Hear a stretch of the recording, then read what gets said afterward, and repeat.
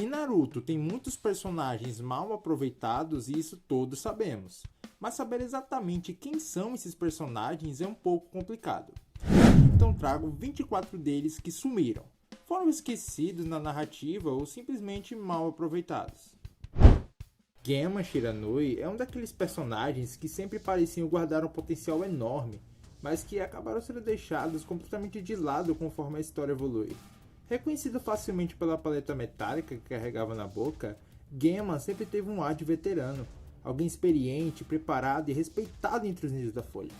Ele apareceu pela primeira vez como Tokubetsu Jounin, responsável por supervisionar a prova do exame Chunin após a morte de Hayate Gekko, um antigo examinador. O que muitas pessoas não perceberam é que durante a invasão da Folha, Genma lutou de igual para igual com Baki, Jounin de elite da Aldeia da Areia, neutralizando-o durante todo o conflito.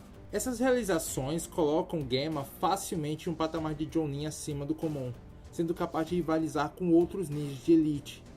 Antes mesmo dos eventos principais de Naruto, ele fez parte do time de guarda-costas pessoais do quarto Hokage, Minato Namikaze, junto com Raido Namiyashi e Washi Tatami.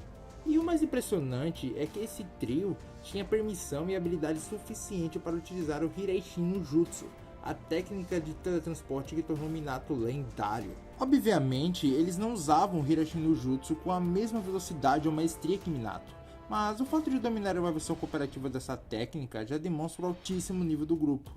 Isso coloca Genma em um patamar bem acima de Jounins comuns da Folha.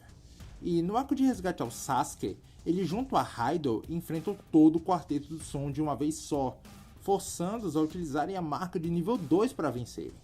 Isso demonstra o incrível nível que Genma demonstrava, uma ameaça real a outros ninjas de elite. E o Washi Tatami é um shinobi que a maioria dos fãs de Naruto lembra vagamente, pois é difícil conseguir dizer algo concreto sobre ele, e com razão, já que ele é um dos ninjas mais misteriosos e esquecidos da Vila da Folha. Ele foi um Chunin que apareceu pouquíssimas vezes em toda a série, mas, ainda assim, como Genma e Raido, fazia parte do esquadrão de guarda-costas pessoais do quarto Hokage. Isso por si só já o coloca em um patamar de altíssimo prestígio dentro da vila. Mas a verdade é que após a invasão de Konoha, não temos mais aparições impactantes sobre ele. Sai foi um personagem frio, reservado e socialmente desajeitado. Ele foi criado dentro das fileiras da Raiz Ganbu, uma subdivisão liderada por Danzo Shimura, conhecida por treinar seus membros para reprimir totalmente suas emoções. Essa origem fez de Sai um personagem interessante, mas também bem complexo. Quando ele entrou no time 7, seu jeito mecânico de lidar com as pessoas e sua falta de empatia causaram atrito no grupo.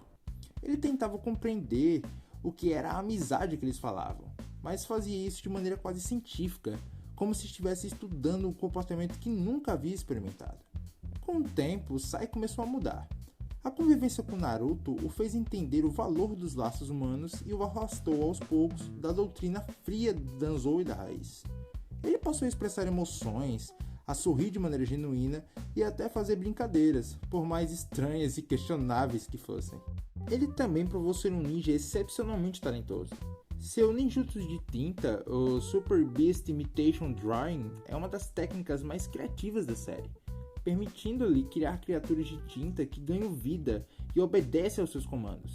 Ele podia usar isso tanto em combate quanto para espionagem e comunicação. Durante a Quarta Grande Guerra Ninja, Sai teve uma participação relevante, atuando como parte da divisão de emboscadas e combate aéreo. Ele demonstrou liderança, habilidade e coragem, além de lutar lado a lado com um ninja de renome. No entanto, após a guerra, Sai foi sendo gradualmente empurrado para o fundo da história. Em Boruto, ele é mostrado brevemente, como membro das forças de inteligência da Folha e marido de Ino Yamanaka, com quem teve um filho chamado Inojin. Mas fora isso, o anime e o mangá praticamente o ignoraram, sem mais aprofundamento na sua mudança e sem novas lutas. Kankuro foi um dos personagens não tão carismáticos e visuais de Naruto, mas desde sua primeira aparição com aquela maquiagem de guerra inspirada no teatro Kabuki e as marionetes gigantes nas costas, ele já chamava atenção. Ele era o irmão do meio da família do Kazekage, e sua relação com Gaara e Temari sempre foi um ponto interessante, uma mistura de respeito, medo e até carinho. No início da série, Kankuro foi retratado como um ninja confiante, arrogante, mas extremamente leal à sua vila. Sua especialidade, o Kugijutsu no Jutsu, a técnica das marionetes, fazia dele um adversário perigoso e bem criativo. Ele não dependia de força bruta, velocidade ou resistência, e sim de estratégia, venenos e armadilhas letais. Durante o arco da evasão da Folha, Kankuro enfrenta Shino Aburami e é derrotado em uma luta excelente, que exigiu estratégia e frieza de ambas as partes.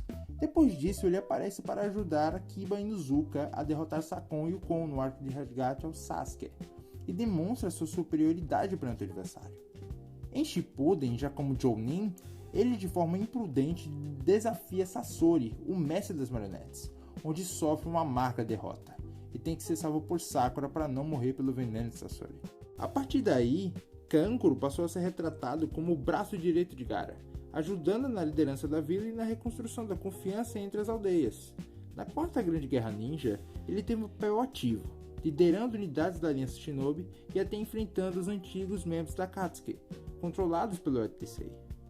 Izumi e Kotetsu sempre foram um duo inseparável, e talvez seja por isso que muitos fãs lembram deles como um só.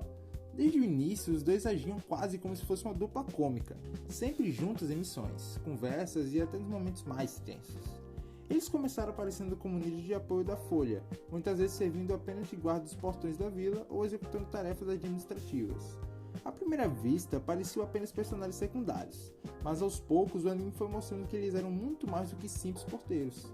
Ambos eram chunin altamente treinados, com experiência de campo e lealdade inquestionável. Izumo, por exemplo, era habilidoso em ninjutsu de restrição e selamento, enquanto Kotetsu se destacava pelo uso das suas armas, especialmente uma espécie de maçã de lâmina dupla. Ambos participaram na luta contra Kakuzu e Hidan, onde foram oponentes dignos a Kakuzu, que foi obrigado a lutar mais a sério para não ser pego de surpresa pelo trabalho em equipe de ambos. Na Grande Guerra, a dupla voltou a lutar lado a lado, servindo na Aliança Shinobi. Eles foram vistos enfrentando ninjas reencarnados e dando suporte às unidades de combate. Apesar de não serem protagonistas, representavam bem aquele tipo de shinobi comum, os que não tinham olhos especiais, linhagens lendárias ou títulos grandiosos, mas ainda assim davam tudo pela sua vila. Aoba Yamashiro foi um Tokubetsu Jounin da Folha, conhecido principalmente por ser um especialista em técnica de manipulação mental de corvos, além de possuir habilidade de análise que o tornaram essencial em diversas missões de inteligência. A aparência dele é marcante, sempre com óculos escuros, uma bandana azul escura e um jeito relaxado e descontraído.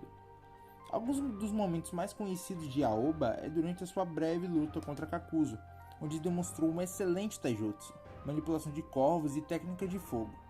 Outro momento foi no ataque de Kizami Hoshigaki, quando ele participa diretamente da captura do inimigo. Foi Aoba quem usou sua técnica de leitura mental para tentar extrair as informações da mente de Kizami, algo extremamente arriscado, já que o espadachim era mentalmente instável e preparado para resistir a interrogatórios a qualquer custo. Mesmo assim, Aoba demonstrou uma coragem e controle impressionantes, provando que o seu papel como ninja de suporte tático era indispensável para a força de Konoha. Yuga Uzuki é uma Kunoichi da Vila da Folha, conhecida principalmente por ser um membro do corpo de elite da Anbu. Uma das marcas de Yugao é a sua maestria com espada, utilizando técnicas rápidas e precisas, que a tornam uma adversária perigosa, mesmo para inimigos poderosos. Ela também tem uma habilidade em infiltração e assassinato silencioso, o que a torna perfeita para missões secretas e espionagem. Yugao foi mostrado como tendo uma relação muito próxima com Hayate Gekko, um Tokubetsu Jounin e examinador inicial das provas Chunin, que foi morto por Baki ao descobrir os planos da Aldeia da Areia e do Som contra Konoha. Ela jura no túmulo de Hayate que irá se vingar, e depois disso não é mostrado o desfecho da vingança. Mas vale ressaltar que após o arco de resgate ao Gaara, Baki não é mais mencionado na obra. O que nos leva a pensar, será que a vingança de Yugao ocorreu fora de tela? Baki foi um Jounin de elite da Aldeia da Areia, conhecido por ser um shinobi analítico e misterioso. Ele possui força física acima da média e é bastante habilidoso em combate corpo a corpo, tornando um adversário perigoso mesmo sem recorrer a técnicas avançadas de ninjutsu. Foi Baki o responsável pela morte de Hayate, onde elogiou suas técnicas de esgrima, mas com seu jutsu Espada de Vento, o matou. No próprio arco de esmagamento da Folha, Baki é interceptado por Gemma, onde travou uma luta fora de tela até o fim do arco. Em Shippuden, ele se torna membro do Conselho de Tsunagakure, participando das decisões políticas da vila, mas depois disso nunca mais é citado. Juzobiwa foi um ninja patife da Aldeia da Névoa, lembrado por ser um dos 7 espadachins da névoa de seu tempo, e principalmente por ter sido um membro da Katsuki. Como mostrado no anime, ele é apresentado como sendo a dupla de Itachi Uchiha, onde usando a sua espada decapitadora dilacera vários shinobi de Nimbo Jounin e Anbu facilmente. Entretanto, na missão de capturar o Mizukage, ele encontra seu fim. Ao enfrentar Yagura em seu manto Biju, em uma explosão do ataque da Biju Dama, ele acaba sendo perfurado por um pedaço de sua própria espada e morre. Mangetsu Hozuki é um dos personagens mais misteriosos e subutilizados de Naruto Shippuden. Irmão mais velho de Suigetsu, ele pertenceu à elite dos 7 espadachins da névoa e foi considerado um prodígio dentro de Kirikukuri. Apesar de sua importância histórica, suas aparições são breves e quase sempre envolvem flashbacks ou momentos da Quarta Grande Guerra. Mangetsu dominava todas as 7 espadas lendárias da névoa, um feito que nenhum outro espadachim conseguiu. Isso já coloca ele em um patamar acima dos demais membros do grupo.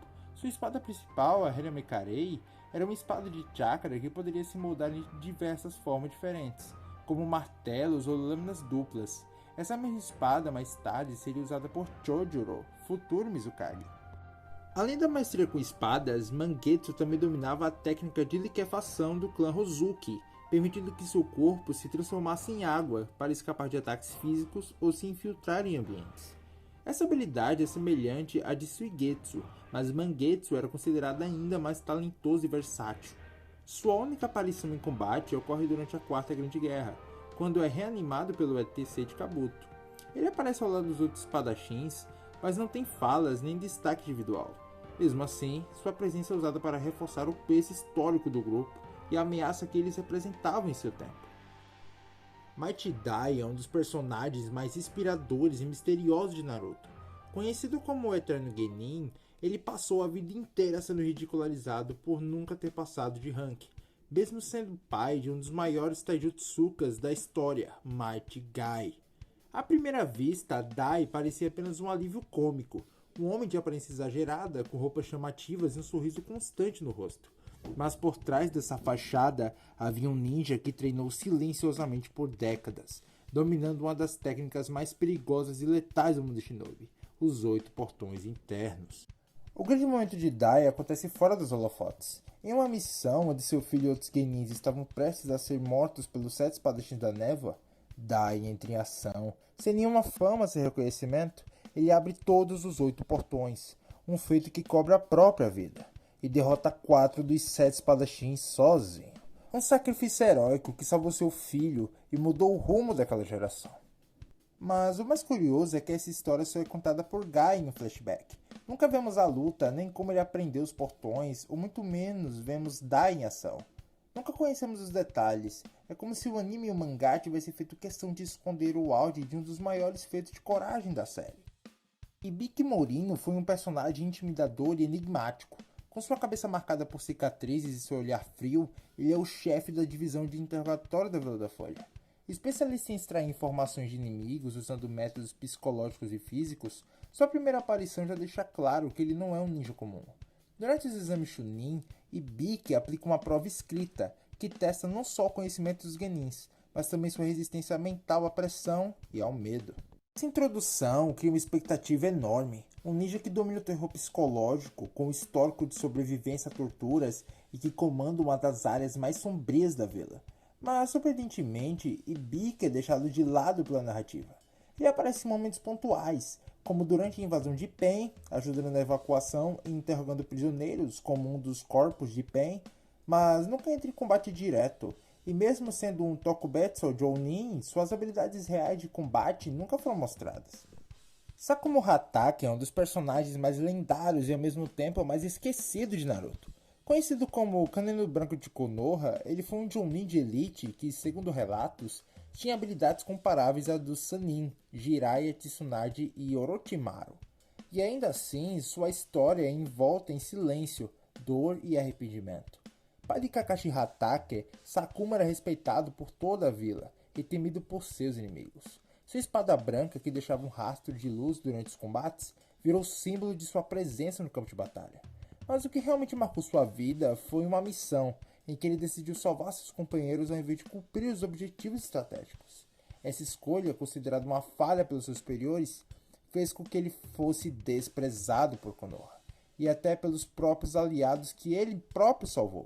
A pressão foi tanta que Sakumo entrou em depressão profunda e acabou tirando a própria vida. Esse evento teve um impacto devastador em Kakashi, moldando sua personalidade rígida e sua obsessão por seguir as regras. Shisui Uchiha foi um Jounin de elite da Aldeia da Folha que, mesmo com poucas aparições, teve um papel fundamental na história. Conhecido como Shisui do corpo piscante, ele era famoso por sua velocidade absurda e por dominar um dos genjutsus mais poderosos de todo o universo ninja, o Koto Amatsu Kami. Esse genjutsu permitia a Shisui manipular a mente de qualquer pessoa sem que ela mesma percebesse. Uma técnica tão perigosa que poderia mudar o rumo de guerras inteiras.